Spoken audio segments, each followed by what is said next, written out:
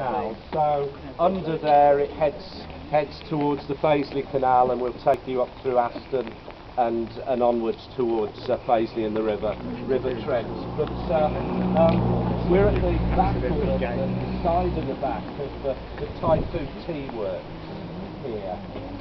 So this is where the tea was offloaded from boats. So it's an extraordinary story, really, to think this tea is coming directly by water from Sri Lanka, from Ceylon as it was, and you could do it entirely by water, up through from London through the Grand Junction Canal and up to the Digbeth branch where it would be offloaded here. Huge, almost £80 million of tea a year was coming in, and here was offloaded and you weren't drinking it, you get through that much. So Typhoon was a Birmingham company. The guy who created it, John Sumner, his original work was in town. He was a chemist, like Alfred Bird was, and produced this higher quality tea, which didn't have stalks and stones and earth in it. It was a high class tea.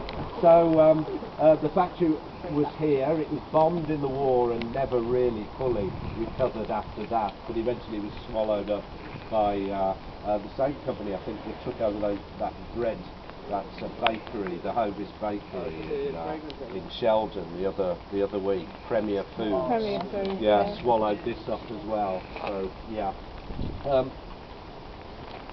I just wanted to say something about the way what you're allowed to do and where you're allowed to do it changes over time. Back in the 18th century, certainly the early 18th century, the 1700s, Birmingham was literally a lawless place.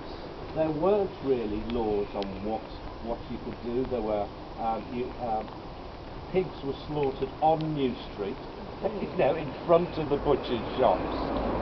There was no restrictions really on where you want and what, and sort of designated public and private space. And it all really changes from the introduction of what were called street commissioners from 1769. Birmingham didn't have an elected council in the 18th century, and not until 1838.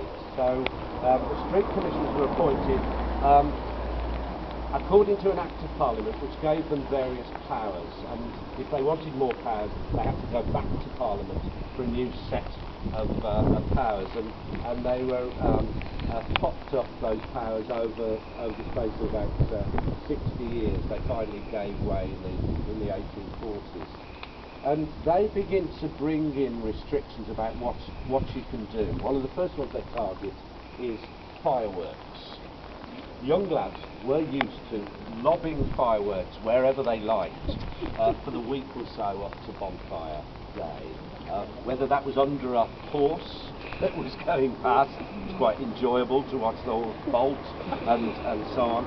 And you begin to see restrictions, so they begin to restrict the boys, children, from climbing trees in the central area, about knocking down chestnuts, certainly throwing fireworks, throwing stones, and there was an awful lot of that. Throwing stones at funeral processions was a common pursuit. St Philip's Churchyard would have been it's a gathering place, but for young people today. But in the 18th century, they gathered to play hopscotch, to see how many gravestones you could jump in a single go, to lob stones at each other, to play a kind of games like pitch and toss, and variations of football, and that had always gone on.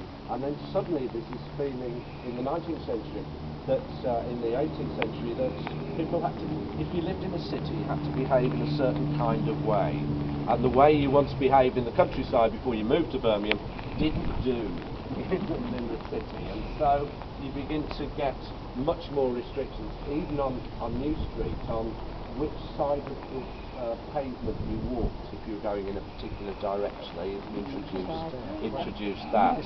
So I remember being up to New Street Station, they used to have that rule. But it reminds me a little bit of how pedestrians have to change the whole manner of behaving when the car begins to share their roads in the early 20th century, and suddenly you're told where to cross rather than being able to cross anywhere. And so there's a real change, and it makes things that were once perfectly acceptable, if not illegal, then discouraged and arrestable.